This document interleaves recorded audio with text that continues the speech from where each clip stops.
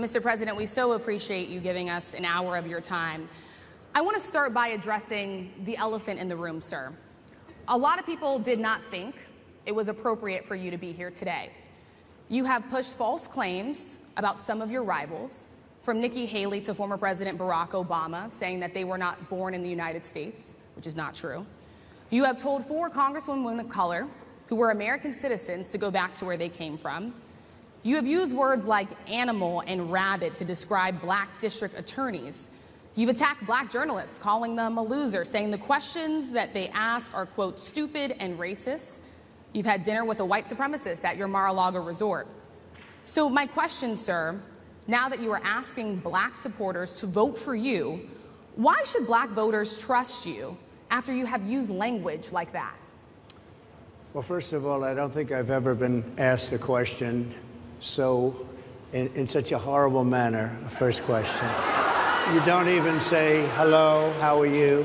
Are you with ABC? Because I think they're a fake news network, a terrible network. And I think it's disgraceful that I came here in good spirit.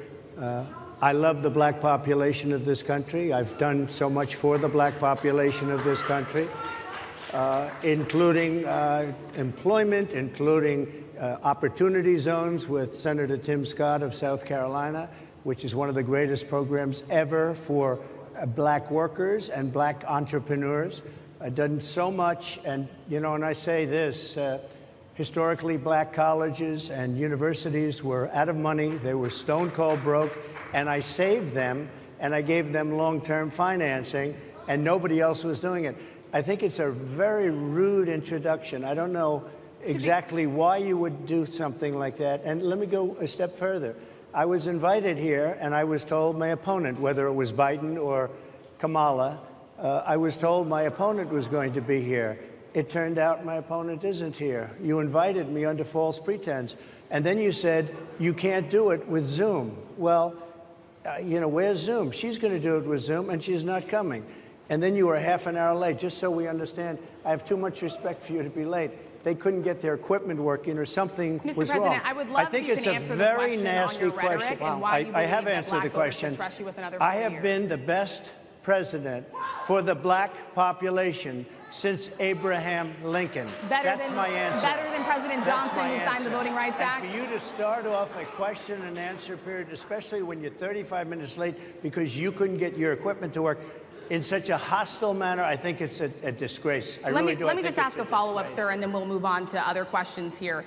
Some of your own supporters, including Republicans on Capitol Hill, have labeled Vice President Kamala Harris, who is the first black and Asian American woman to serve as vice president and be on a major party ticket, as a DEI hire. Is that acceptable language to you? And will you tell those Republicans and those supporters to stop it? How do you define DEI? Go ahead. How do you define diversity, equity, inclusion? Okay, yeah, go ahead. Is that what your definition? That is give me a literally definition the words then. Would you give me a definition DEI. of that? Give me a definition of that. Sir, I'm asking you a question, a very direct question. Define it for me, if you would. I just defined it, sir. Do you believe that Vice President Kamala Harris is only on the ticket because she is a black woman? Well, I can say no. I think it's maybe a little bit different. So I've known her a long time indirectly, not directly very much, and she was always of Indian heritage, and she was only promoting Indian heritage. I didn't know she was black until a number of years ago when she happened to turn black, and now she wants to be known as black. So I don't know, is she Indian or is she black? She has always identified as a black woman. She went to a historically black college. I respect either one, but she obviously doesn't, because she was Indian all the way, and then all of a sudden she made a turn, and she became a black person. Just to be clear, sir, do you believe that she is... I think somebody should look into that, too, when you continue in a very hostile, nasty tone. It's a direct question, sir. Do you believe that Vice President Kamala Harris is a DEI hire, as some Republicans have said? I mean, I really don't know. Could be.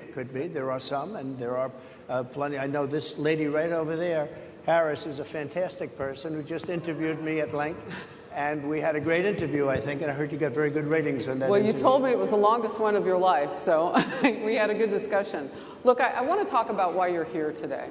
I mean, it is not lost on us how divided we are as a country.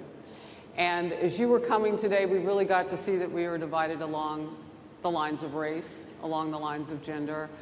And there is this question of, in this moment where we are, why come here? What is your message today?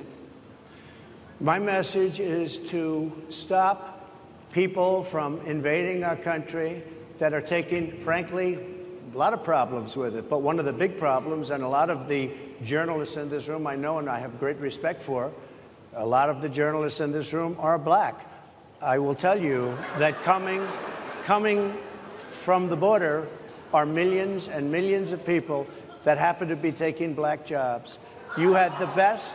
What exactly is a black job, sir? A black job is anybody that has a job. That's what it is. Anybody that has a job. All right. And Mr. President, they're taking the employment away from black people. They're coming in, they're invading. It's an invasion of millions of people, probably 15, 16, 17 million people. I have a feeling it's much more than that. And everybody's been seeing what's happened. The first group of people, the black population, is affected most by that. And Kamala is allowing it to happen. She's the border czar. She's the worst border czar in the history of the world. There's never been a border czar like this. She's never even essentially been. She said she was there once, but not the right part of the border. So she was a border czar. She's done a horrible job. These people are coming into our country, and they're taking black jobs and Hispanic jobs, and frankly, they're taking union jobs. Unions are being very badly affected by all of the millions of people that are pouring into our country. And one thing, as we discussed, many of these people are coming in from mental institutions, from prisons, from jails. They're gang members in other countries. Other countries are setting loose their prisoners. They're opening up their prisons and their mental institutions, and they're taking their bad people, drug dealers, gang members, and they're bringing them into the United States. And by the way, their crime rate is going down, and our crime rate is going to be a disaster. Mr. President, I want to get into how you address some of the issues with black communities. And I say that plural because we live in communities of color that are different. We're not all the same. We don't vote the same. We don't think the same. True. It's not monolithic. So as you come here today, I want to talk about something that bursts. And this is the weight of the inflation on this country right now. The nonprofit Money Management International recently released data from its mid-year analysis that we have found a 52% rise in people who are seeking counseling for being in credit debt. They're paying for food that is sky high on their credit cards, and now they can't pay that off. The credit counseling nonprofit MMI, as I said, is saying now that they've seen surges that they haven't seen since we were in a pandemic of people in financial trouble. Much of that falls on the shoulders of single moms, single black moms, when you look statistically. Yeah. How do you turn it around? What's your plan for the black community when it comes to money? So, first of all, it's very hard to hear you for whatever reason because of the fact that they have bad equipment, because I guess, this woman was unable to get the right equipment. But it's very hard for me to hear you, but I can hear every other word. It's very difficult, actually. But so I don't know if they can fix it or do something with it, but I'll do the best I can with it. The inflation is absolutely destroying our middle class, our working class, virtually every class. Inflation is a disaster in our country. Inflation is a country buster. It breaks every country. And we had, in my opinion, the worst inflation we've had. They say it's 58 years, but I think it's much more than that. It's been devastating. And if you just take a look at a lot of things they don't include, like interest rates. Interest rates went from 2.4% to 10%, and you can't get the money. People can't buy houses. They no longer have the American dream. Young people, young black people, they don't have the American dream anymore. They can't buy a house. They can't borrow the money because of the cost of the money. They can't buy it because of the cost of housing, because of the cost to build it, because of inflation. Inflation is a disaster, and it's destroying our country. And it's destroying the black community probably as much or more. So what do you do? Than any. What's your plan? You know what we have to do? We have to bring down the cost of energy, and that's going to bring down the cost of inflation. This was all started with a bad energy policy by Joe Biden. By the way, just if I might, I was running against a man named Biden. You probably saw that. And he was losing very badly in the polls, and then he had a rather bad debate. I would say it was a bad debate. I would say it was one of the worst debates in history, and his poll numbers crashed. And instead of saying, you know, let's keep going and maybe something happens the other way, they said, oh, we're going to replace him. Let's just replace him. That's like you're in a fight, a prize fighter's in a fight. He's not doing well. You say, let's bring in another fighter. So our whole campaign was steered toward him, and now we have to steer it toward him. But ultimately, it's the same because they have bad policy. They have policies of open borders, unbelievable open borders, horrible energy policies. They want to get rid of, as you say, gasoline in cars. They want to get rid of oil. They want to get rid of efficient heating. Mr. President. Environmentally, what they're doing is killing our country. They're absolutely destroying our country. But the inflation is the thing that's hurting the black worker, the black population, and every other population within our country. Inflation is the worst it's been, I think, in over 100 years. And they'll fact check it. They'll say it's only 58. Whatever it may be, they don't add all the numbers. They don't add the really bad numbers, and you can check that too. But inflation, Harris, is absolutely destroying this country and the people in our country. Yes, Mr. President, can I ask you another question Yes, that is also impacting black Americans? And that's very clear now. Good. I'm sorry? It's very clear. I hear you. Okay. So Sonia Massey, someone from Illinois, an unarmed black woman, was shot the other day in her home by a deputy sheriff. The deputy has since been charged with murder. You've said police would get immunity from prosecution if you win. Why should someone like that officer have immunity, in your opinion? Immunity? Immunity. I don't know the exact case, but I saw something, and it didn't look good to me. It didn't look good to me. Are you talking with the water, right? Yeah, well, police unions are not backing this person either. Okay. But again, why would... Are they going to be charging the officer? I guess they're charging the officer. So why should he receive immunity?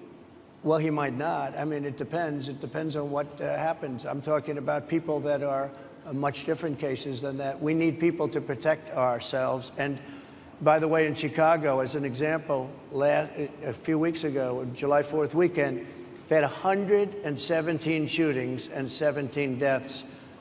Nobody wants that. Nobody wants that. We need to have our police officers have the respect and dignity back. In this particular case, I saw something that didn't look good to me. I didn't like it. I didn't like it at all. So can you get a little more specific back to the immunity question? Who would make those distinctions? Well, right now, for the most part, people are protected by their unions, by their police unions, or by their police departments. But I'm saying if I felt, or if a group of people would feel that somebody was being unfairly prosecuted because the person did a good job maybe with crime, or made a mistake, an innocent mistake. There's a big difference between being a bad person and making an innocent mistake. But if somebody made an innocent mistake, I would want to help that person. What would those exceptions be? What would determine an innocent mistake? You go after somebody, and it's a very close call, and it's very dangerous. And you know, they have the policeman's life and woman is a very difficult thing because sometimes you have less than a second to make a life and death decision, and sometimes very bad decisions are made. They're not made from an evil standpoint, but they're made from the standpoint of they made a mistake. So I want to follow up really quickly. I find it interesting because you do talk about reining in prosecutors, especially when it comes to prosecutors that are prosecuting you. Why doesn't that skepticism apply to law enforcement? Well, I've been prosecuted because I'm a political opponent of two people that have weaponized our justice system. I've been prosecuted. I just won the big case in Florida. Everyone said that was the biggest case. That was the most difficult case. And I just won it. Now, Biden has a similar case, except much worse. I was protected under the Presidential Records Act. Biden wasn't, because he wasn't president at the time. And he had 50 years worth of documents. And they ruled that he was incompetent, and therefore he shouldn't stand trial. And I said, isn't that something? He's incompetent, and he can't stand trial, and yet he can be president. Isn't that nice? Mr. President, but they released him on the basis that he was incompetent. They said he had no memory, and he was a nice old guy, but he had no memory, and therefore we're not going to prosecute him. I won the case, and it got very little publicity. I didn't notice ABC doing any publicity on it, George. We cover you extensively, sir. Slopadopoulos. I'd love to move over on to different topics. I didn't notice you now. do any publicity on it at all. I won the case, the biggest case. This is an attack on a political opponent. I have another one where I have a hostile judge. We have you for a limited time, sir. I'd love to move on to different topics. No, excuse you. You're the one that held me up for 35 minutes, just so you understand. If we can move on now to the state of the race, sir, I want to get back to the campaign. Senator J.D. Vance is your running mate. He's had a lot of controversy lately, and I want to read you a few things that he has said in the past. He said the Democrats running the country are a bunch of childless cat ladies who are miserable at their own lives and the choices they've made, and so they want to make the rest of the country miserable too. He's not talking here about how great it is to be a parent. He's attacking what he says are the choices people are making to not have children. Did you know that he had these views about people who do not have children before you picked him to be your running mate, and do you agree with him? No, I know this. He is very family-oriented, and he thinks family is a great thing. That doesn't mean he thinks that if you don't have a family, it's not. I know people with families. I know people with great families. I know people with very troubled families. And I also know people with no families. They didn't meet the right person. Things happen.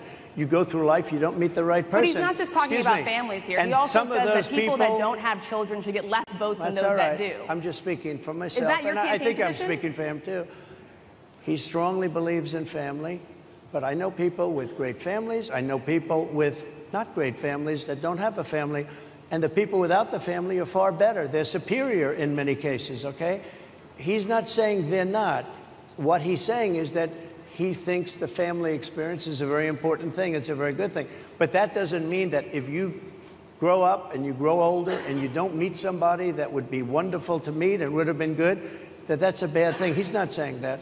My interpretation, you'll have to ask him, actually, but my interpretation is he's strongly family-oriented, but that doesn't mean if you don't have a family, there's something wrong with it. Just one last point, and then we'll move on. Just one of the bedrock principles of American life is one person, one vote. Senator J.D. Vance has suggested that someone who has children should have more votes than a person who does not have children. I just want to be clear here. Is that the position of your campaign? Well, no, but it's not something I have ever heard before. I can tell you this. Right now you have illegal aliens coming into our country, many from prisons and many from mental institutions, and they want to give them votes. I don't think they should have votes. They came into our country illegally, and they're taking the vote away from all of the people in this room that have been here a long time, that have worked hard, that in many cases, and you'll see this happening, if I'm not elected, you're going to see it happening. If I am, you're not going to have any problem. But you're going to see it happening a long time. You're going to see the people in this room and people outside of this room are going to be losing their jobs to people that have come into this country illegally. Mr. President, can we stay with just kind of the state of the race right now? Because I felt like that vice president question, candidate question was right in there with that. So let's talk about J.D. Vance for a little bit. He's had some stumbles out of the gate. I don't know if you're hearing what we hear as reporters, but it's been a tough couple of weeks for him. Why did you choose J.D. Vance? Why did you choose him? And I'm having a hard time hearing, too. I know everybody out there can, but it's hard to hear. I'll tell you why. I chose him because he's a very strong believer in work and the working man and woman, and especially the working man and woman who have been treated very unfairly, because you have many of them in this room. But you have many of those people, they were treated very unfairly. They worked very hard and they were treated unfairly. He wrote the book that became a bestseller. The movie became a smash hit. He's a very smart guy without the benefit of having a family that has contacts, like a father that was well-connected. He got into Yale Law School. He graduated in 2 years from Ohio State, summa cum laude. I mean, you take a look at, his career has been an amazing career. He started off at a level with a difficult family situation, very difficult, with the mother and the father and everything else. He ends up going to Yale Law School and was one of the top students, became the head of the Law Journal. I mean, that's an amazing thing.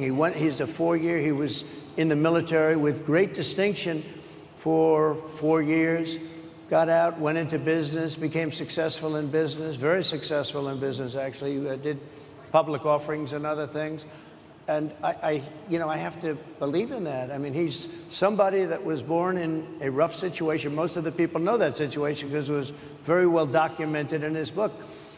And I have a lot of respect for somebody that can get into Yale and become one of the best students in Yale, that meets a young woman at Yale who was also outstanding, and they get married, they have a beautiful family. But he had he's made himself an amazing life. He then goes to Ohio, lives in Ohio, and he had my endorsement. That helped. But he wins the Senate. He becomes a United States Senator. So he's a United States Senator. And so, Harris, like I respect you for your success, I respect people for their success. The reason I asked the question is because the last time you and I sat and talked was the day that you were shot. We'd been together for much of that day. You left to go to Butler, Pennsylvania, and we didn't know what was next.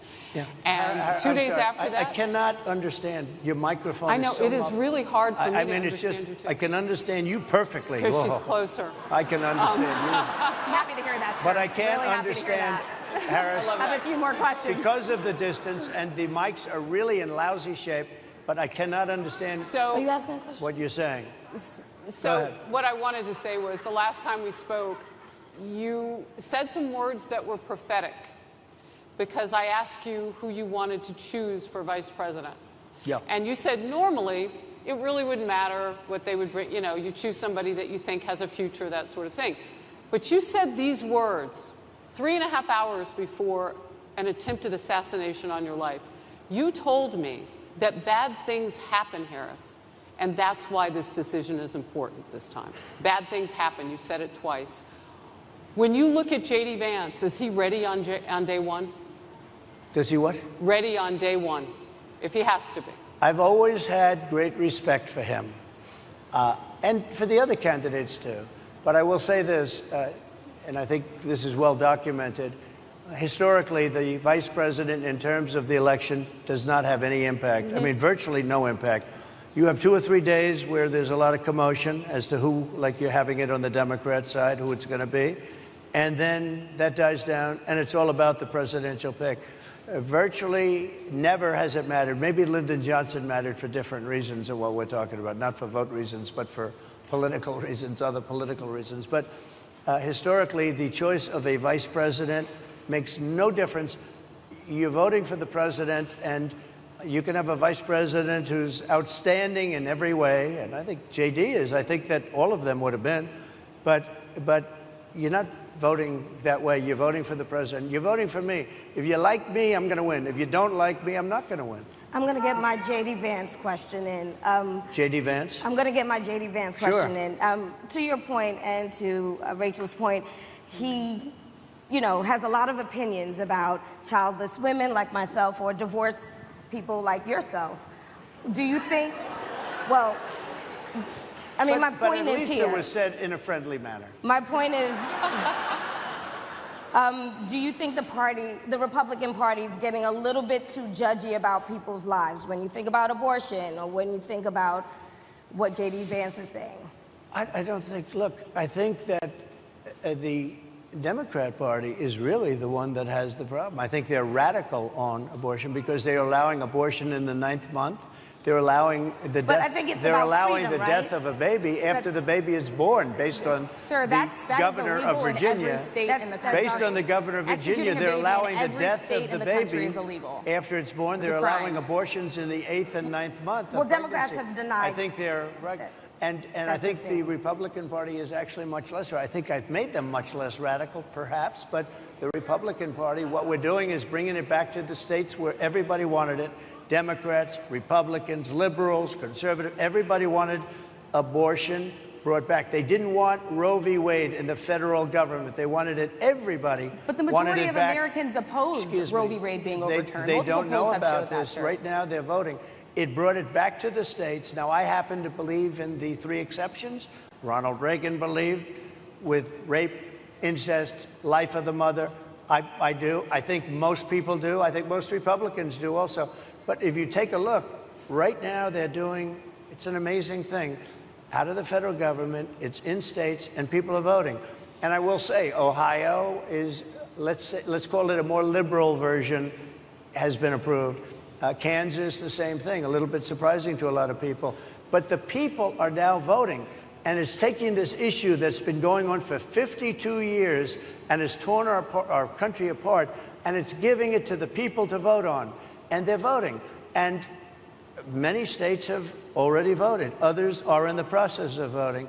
And it's bringing it back to the people and a vote of the people. And it's not at all radical. And again, you have to follow your heart. I happen to believe in the three exceptions. Most people believe in the three exceptions. Most Republicans believe in the exceptions. But they don't want to see an abortion in the 9th month or the 8th month. Almost everybody agrees to that. And they certainly don't want to see, in the case of the governor of Virginia, the former governor, I might add, who said, we set the baby aside and then we decide what to do. Meaning, what do? We execute the baby. That's a radical, horrible position. And some people want that. I don't want it. Most people don't. Thank you. Can I just pivot really quickly to another question about, you brought up health, Harris. You're an active man. We see you golfing all the time. But if you win, you'll still be president at 82, which is older than Biden is right now. But not mentally. Look, mentally. Here's the question. He's shot. But most people, I know many people in their 80s and their 90s that are in great shape. Some of our greatest leaders. You look at throughout the world history, the greatest leaders, some of the greatest leaders in the world were in their 80s. But here's the question. Would you consider stepping down if you felt that your health was declining? Or would you? Oh, absolutely. And who would make, I think I'd know. How would you make that decision? I think I'd know. Look, if I came onto a stage like this and I got treated so rudely as this woman treated me. Oh, my goodness. And I'm fine with it because she was very rude, sir. Very rude. That wasn't a question. She didn't ask me a question. She gave a statement. That wasn't a question. I repeated your statement, sir, actually. You said you would. You would Oh, make that absolutely. decision If I to step thought down. that I was failing in some way, I want people to be sharp. I'll go a step further. I want anybody running for president to take an aptitude test, to take a cognitive test. I think it's a great idea. And I took 2 of them and I aced them. Well, I took 2 of them. But let me ask. Yeah. I would like to have people running for president, and I don't mean because they're 75 or 85. I think anybody running, I'd like to do it. People say it's not constitutional. I would like to have something passed where you can do it. I think we should know. I mean, I've watched what's happened in the last couple of years under this gentleman, and our country is a mess.